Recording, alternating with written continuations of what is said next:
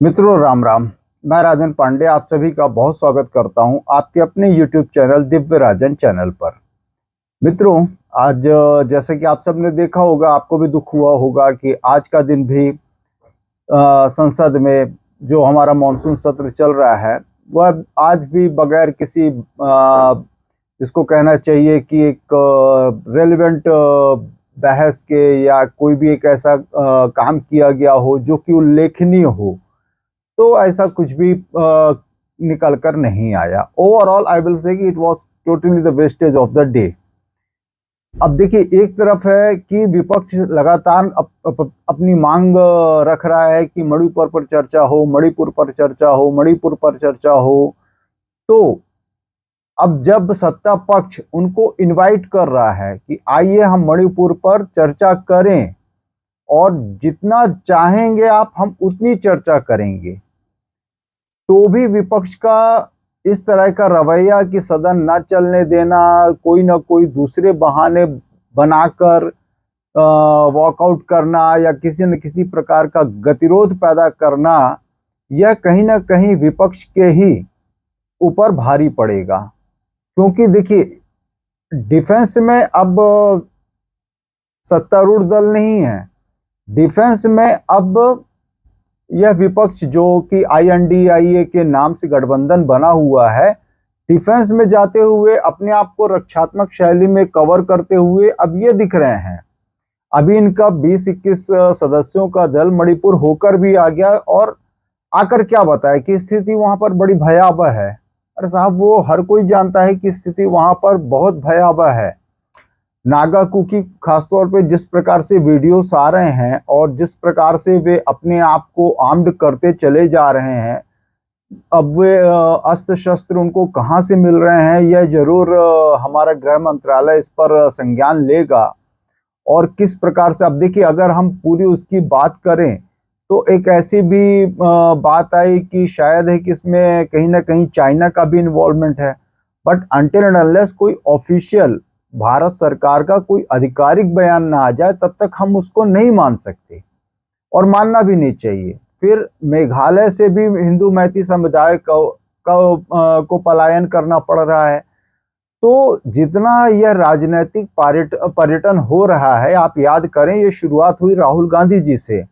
जाने के बाद से उनके स्थिति में कोई सुधार तो आया नहीं, उल्टा और स्थितियां और डिटोरिएट हो गई। फिर उनके पीछे पीछे IYC के, इंडियन यूथ कांग्रेस के राष्ट्रीय अध्यक्ष भी गए। उससे क्या हासिल हुआ? कुछ भी हासिल नहीं हुआ।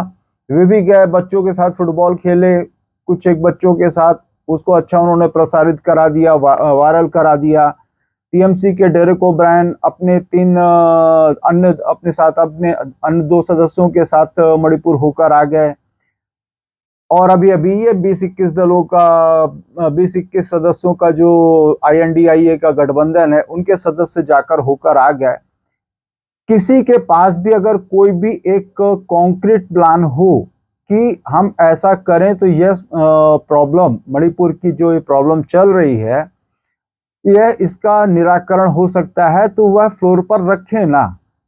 मोदी सरकार तो इसको वेलकम करेगी और वह तो सामने से अब आपको आवाज दे रहे हैं कि आइए साहब, सदन में बैठिए, सदन में चर्चा कीजिए, आपने क्या ऑब्जर्व किया है वह आप हमें बताइए, विचारों का आदान प्रदान हो और हम लोग एक अच्छे पॉजिटिव रिजल्ट को अटेंड करें।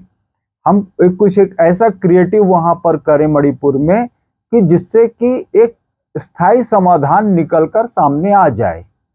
परंतु विपक्ष कर क्या रहा है? आज मैं जब देख रहा था थोड़ी देर के लिए लोकसभा का, तो जिस प्रकार का रवैया चल रहा था, तो it was bullshit, I will say, sorry to say that, but yes, it was a shit what was happening.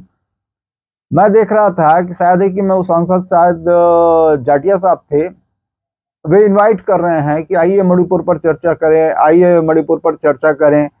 But विपक्ष का अपना ही अलग राग चल रहा है। तो what all this indicate? It indicates that you all are absolutely blunder. मैं विपक्ष की बात कर रहा हूं।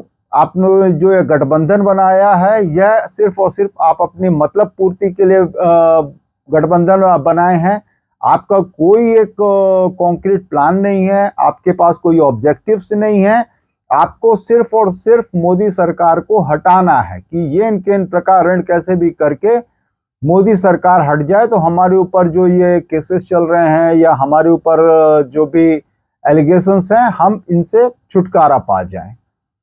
तो आप ही मैसेज दे रहे हैं, आम जनता को यह मैसेज आप ही डिलीवर कर रहे हैं, अन्य कोई नहीं। जो भी लोकसभा राज्यसभा की कार्रवाई देखता है उसके मन में साहब यही सवाल आता है कि यार भाग कौन रहा है, और भागता हुआ विपक्षी नजर आता है। खैर, अभी हो सकता है कि आपकी अपनी रणनीति का एक हिस्सा हो सकता है। अब हालांकि देखिए, आज एक बात बहुत अच्छी कांग्रेस के खेमे से ही आई, और यह बात आज की नहीं है, बस जो नेता जिन्होंने यह बात आवाज उठाई उन्होंने ऐसी ही बात पहले भी उठाई थी जब यह INDIA का गठबंधन होने को था। और ये हैं दिल्ली के की 3 बार CM रह चुकी स्वर्गीय श्रीमती शीला दीक्षित जी के बेटे श्री संदीप दीक्षित जी। इन्होंने पुरजोर विरोध किया कि यह जो सेवा संबंधी दिल्ली का अध्यादेश है इसको कांग्रेस को किसी भी स्थिति में सपोर्ट नहीं करना चाहिए। अगर आप पूरी भाषा अगर आप सुने तो एक तरह से उन्होंने केजरीवाल जी को ठग जैसा बता दिया कि उन्होंने महागठबंधन को भी वैसे ही बनाया जैसे वे दिल्ली को बना रहे हैं, जैसे वे देश को बना रहे हैं, उसी प्रकार से इन्होंने महागठबंधन जो कि INDIA के नाम से है, इन्होंने उसके साथ भी ऐसा ही व्यवहार किया है। तो अब वे ये भी बोल रहे हैं कि बस हम अपने आला कमान से सपोर्ट की इंतजार में हैं। It means that the person or the grassroots level workers, they are anticipating from their ala kaman or the top brass of the Congress party कि वे उनका सपोर्ट करें, उनके नजरिए को समझे। और जबकि उलट ऐसा हो रहा है कि कांग्रेस अपने जो ग्रास रूट लेवल के वर्कर्स हैं, जो कुछ प्रबुद्ध नेता हैं, उनको दरकिनार करके अरविंद केजरीवाल जी को खुश करने के लिए प्रतिबद्ध जैसी नजर आती है। और कारण क्या है? कारण सिर्फ उनको ये लगता है कि केजरीवाल जी हमको अभी जो अपकमिंग इलेक्शंस हैं विधानसभा चुनाव के, जैसे कि मध्य प्रदेश, राजस्थान, छत्तीसगढ़ एंड तेलंगाना, वहां पर वे हमको सपोर्ट करेंगे। कहीं सपोर्ट नहीं करने वाले। अध्यादेश पास होता है तो भी और अध्यादेश फेल होता है तो भी जितना हर कोई व्यक्ति जानता है कि अरविंद केजरीवाल जी पर आप किसी भी प्रकार से विश्वास नहीं कर सकते। अब देखिए, एक बड़ी वैसे अगर आप इट विल बी शायद हार्श होगी, बट जो व्यक्ति अपने बच्चों के सर पर हाथ रखकर यह कसम खाए कि वह जीवन में कभी भी किसी भी प्रकार के गठबंधन में नहीं जाएगा और खासतौर से कांग्रेस के साथ नहीं जाएगा, आज वह अपने किसी भी स्वार्थ के लिए अगर वह किसी गठबंधन में चला गया या कांग्रेस के साथ चला गया, तो कांग्रेस कैसे उस व्यक्ति पर विश्वास कर सकती है, यह तो मेरे समझ के बिल्कुल ही परे है। मेरे से मेरा मतलब, मैं कोई अपने व्यक्तिगत उसकी बात नहीं कर रहा हूं। मैं जैसा हमेशा बोलता हूं, आम व्यक्तियों के बीच में रहकर बात करता हूं, आम व्यक्तियों की ही बात मैं इस प्लेटफॉर्म पर करता हूं। तो सब आज अगर मध्य प्रदेश की मैं बात करूं तो कोई भी ऐसा अभी हाल फिलहाल अरविंद केजरीवाल पर विश्वास करने वाला नहीं है। होंगे उन्होंने अपने यहाँ पे कुछ कैडर्स खड़े कर लिए होंगे, कुछ एक और भी अपने जो पॉलिटिकल प्रोसीडिंग्स होती हैं उन्होंने कर रखी होगी, तैयारी भी कर रखी होगी कि वे चुनाव लड़ेंगे तो वो लड़ेंगे। फिर वो छोड़ते तो कहीं भी नहीं है, फिर भले चाहे कर्नाटक के जैसे सभी सीटों पर जमानत जब्त हो जाए, मगर कांग्रेस को तो वो डेंट पहुंचा ही देते हैं। और इसी के ठीक उलट, संदीप दीक्षित जी के ठीक उलट एक कांग्रेस आम आदमी पार्टी के ही नेता हैं गोपाल राय, और वो शायद है कि मंत्री भी हैं, परिवहन मंत्री हैं दिल्ली के। उन्होंने तो स्पष्ट संदेश दिया बिना किसी लाग लपेट के कि यह जो गठबंधन है, यह गठबंधन सिर्फ और सिर्फ लोकसभा चुनावों के लिए है। तो ऐसा कोई अगर मुगालता पाल के बैठा है कि नहीं हम विधानसभा चुनाव नहीं लड़ेंगे, तो यह फिर उनकी अपनी प्रॉब्लम है। उनका इशारा साफ तौर से कांग्रेस की ओर था और वे साफ कह रहे हैं कि वे मध्य प्रदेश में भी कांग्रेस के खिलाफ लड़ेंगे, राजस्थान में भी, छत्तीसगढ़ में भी, तेलंगाना में भी। तो ऐसी परिस्थितियों में भी कांग्रेस क्यों अरविंद केजरीवाल के चरणों में साष्टांग प्रणाम की मुद्रा में है, यह अभी आम जनमानस की समझ से परे है। जो एक चर्चा में विषय आता था और अभी भी आ जाता है कि मे बी कि कांग्रेस को लगता है कि हम किसी भी प्रकार से बड़ी मेजर पार्टी बनकर उभरेंगे इस महागठबंधन में और at least we will be having an opposition leader in the parliament. तो साहब वो तो ऑलरेडी आपके पास है ही है और ठीक है, आपको अपोजिशन लीडर के लिए तो आप राहुल गांधी को चूज करेंगे नहीं, आप तो उनको पीएम मटेरियल मान के चलते हैं। तो अगर पीएम मटेरियल बनना है, पीएम मटेरियल बतौर आपको उनको लेकर चलना है, तो you will have to do it on your own. आपको ममता दीदी से भी कोई वैसा सपोर्ट नहीं मिलने वाला कि आपको ये लगे कि बंगाल में ममता दीदी 48 में से 20 सीटें हमको दे देंगी, तो कहीं नहीं देने वाली। वो आपको 2 सीटें 3 सीटें भी दे देंगी तो आप गनीमत समझिए। फिर चाहे आप अन्य जगह चले जाएं, झारखंड मुक्ति मोर्चा, झारखंड में बात कर लीजिए आप, आपको क्या लगता है वहां पे हेमंत सोरेन आपको वहां की जो भी मेजर 5-6 सीट भी दे देंगे क्या? तो कांग्रेस आई डोंट नो भाई एक बहुत बड़े डिलेमा में है, गलतफहमी में है। वे जो उनके अपने स्टेट्स हैं, चाहे वे मध्य प्रदेश हो, छत्तीसगढ़ हो, राजस्थान हो, हिमाचल प्रदेश हो, वहां आप अपने दम पर चुनाव लड़ सकते हैं, जितनी सीटें चाहें उतनी सीटों पर लड़ सकते हैं। और मैं भी है कि तब है कि शायद आम आदमी पार्टी उस समय पर आपके खिलाफ उस प्रकार से कैंडिडेट ना खड़ा करे। परंतु याद रखिएगा, अध्यादेश पास होता है तो भी और पास नहीं होता है तो भी, दोनों ही परिस्थितियों में Arvind Kejriwal will not last with this गठबंधन फॉर ए लॉन्ग। उनके अपने समीकरण हैं और वे अपने समीकरण को सही सेट करके इस गठबंधन को बहुत जल्दी टाटा गुड बाय कर जाएंगे।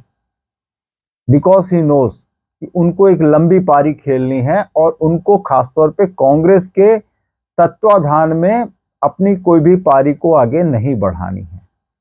और वे अपनी बढ़ती हुई ताकत को बखूबी जानते हैं, अपने सारे पॉजिटिव्स को जानते हैं, नेगेटिव्स को जानते हैं। जब नेगेटिव्स की बात आती है तो वो उसको कंपनसेट करने के लिए फिर वे किसी भी हद तक चले जाते हैं और पॉजिटिव्स पे खेलने की जो उनकी स्ट्रेंथ है केजरीवाल साहब की, वो अभी फिलहाल कांग्रेस का कोई भी नेता कितना भी कद्दावर हो कि अपने स्ट्रेंथ पर खेल ले, वह जहमत नहीं दिखा पा रहा है। So it's a strong message for Congress and आम आदमी पार्टी कि उनको यह तय करना है। खैर साहब, अब इसी बीच में हम बात करते हैं साहब योगी आदित्यनाथ जी की। आज उनका एक पॉडकास्ट अगर आप सबने देखा हो, स्मिता प्रकाश जी के साथ वे चर्चा में थे, तो उन्होंने बड़ी भारी आपत्ति उठाई ज्ञानवापी मस्जिद को लेकर कि ज्ञानवापी मस्जिद में जो आप लोग मस्जिद जोड़ देते हैं उससे ही उनको एलर्जी है। और कहना सही भी है कि ज्ञानव्यापी मंदिर से आप उसको संबोधित कीजिए। और उन्होंने और भी उसके अलावा कई प्रश्न उठाए कि भाई आप ऐसी कोई भी मस्जिद लाइए जहां पर शिव जी का त्रिशूल अंकित हो या शिव फव्वारा शिव लिंग पाया गया हो। ठीक है, आज एक पक्ष उसको फव्वारे के रूप में परिभाषित कर रहा है, वो एक अलग चीज है। अब जब रेडियोग्राफी की बात आई थी तो वो पक्ष दूसरा पक्ष दौड़ा दौड़ा हाई कोर्ट चला गया और हाई कोर्ट ने फिर एक उनके पक्ष में वो दे दी कि इस समय तक नहीं होगा। तो ये सब चीजों को और कॉम्प्लिकेट करती चली जा रही हैं, जबकि सामने वाले पक्ष को वेलकम कर लेना चाहिए था कि अगर इसकी रेडियो स्कैनिंग होती है, और चीज़ों सच्चाई सामने आती है तो उसको हंसी खुशी उनको एक्सेप्ट कर लेना चाहिए था। परंतु साहब ठीक है, अब उनको उनकी अपने भी कुछ अपने लॉजिक्स होंगे और जिसकी वजह से ये थोड़ा सा और खिंच गया। और वैसे आप जितनी बेबाकी से योगी आदित्यनाथ जी ने और दूसरी कई बातें की, तो उसके लिए तो उनके लिए एक बिग राउंड ऑफ अप्लॉज तो हमेशा बनता ही है। उन्हीं की एक प्रदेश के एक लीडर हैं, पूर्व प्रधानमंत्री, पूर्व रक्षा मंत्री जी के पूर्व मुख्यमंत्री आदरणीय श्री अखिलेश यादव जी इस समय अजमेर में माथा टेक रहे हैं। अजमेर में ही उन्होंने एक अपनी स्टॉल जैसी लगा दी थी कि जिसको जो जैसा प्रधानमंत्री चाहिए, हमारे पास सारे विकल्प अवेलेबल हैं। यंग चाहिए तो वो भी अवेलेबल हैं, थोड़ा वृद्ध चाहिए तो वो भी हैं, लेडी प्राइम मिनिस्टर चाहिए तो वो भी हैं, एंड लाइक वो पढ़ा लिखा चाहिए तो वो भी है। लाइकवाइज उन्होंने एक पूरी सेल लगा दी थी कि आप जनता को डिसाइड करना है कि this sort of is fascinating them. तो वो भी एक बड़ी एक मतलब for that statement made the day for many of those who wanna smile or burst into laughter, उनके लिए तो वो दिन कल का दिन बहुत ही शुभ रहा। वैसे तो अमूमन वे सांडों की लड़ाई में ज्यादा इंटरेस्ट रहते हैं कि उत्तर प्रदेश में आज कहाँ पर सांडों की लड़ाई हुई और कैसे क्या हुआ, who is responsible for this सांडों की लड़ाई। तो और कुछ मुद्दा नहीं मिलता है तो फिर वे योगी सरकार को घेरने के लिए अवश्य वो सांडों की लड़ाई में चले जाते हैं। वैसे आज वे दिखे कि लोक जनशक्ति पार्टी के युवा नेता चिराग पासवान जी के साथ आज उनकी मुलाकात हुई। कहने को तो ये एक शिष्टाचार मुलाकात थी, परंतु एक आप सब जानते हैं राजनीति में शिष्टाचार मुलाकात भी अपने एक मायने होते हैं। खैर ठीक है, इसके बीच में साहब हम एक बात करेंगे मेवात, हरियाणा का एक बड़ा वैसा अब तो कुख्यात हो गया ऐसा कहना चाहिए। आज वहां पर हिंदू समाज के द्वारा एक शोभा यात्रा निकाली जा रही थी और जिस प्रकार से पथराव हुआ, आगजनी हुई और जिस प्रकार से मतलब आप ऐसा कह लीजिए, अभी तो जो लेटेस्ट खबर सुनी मैंने कि कोई नूह करके एरिया है वहां पर मतलब इंटरनेट को बैन कर दिया गया है। इंटरनेट का बैन होना मतलब अपने आप में एक स्थिति कितनी गंभीर होगी यह समझ में आ जाती है। फिर और भी कुछ एक ऐसे वीडियोस देखे कि जिसमें एक मंदिर में कई श्रद्धालु जिनमें कि महिलाएं बच्चे हैं वे फंसे हुए हैं। वह मंदिर एक पहाड़ियों के बीच में है और एक समाज के द्वारा उनको चारों ओर से घेरा गया है, गोलियां चल रही हैं। इस बीच में कहाँ है एमएल खट्टर सरकार, कहाँ है अनिल विज जो उनके गृह मंत्री हैं, काफी वोकल मंत्री हैं, अमित शाह जी किधर हैं?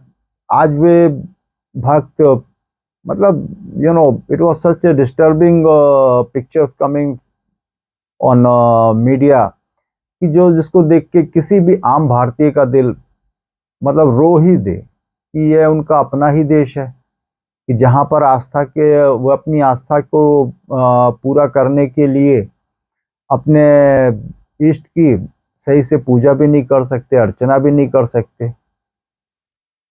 सवाल बहुत हैं। खैर साहब, आज के लिए इतना ही।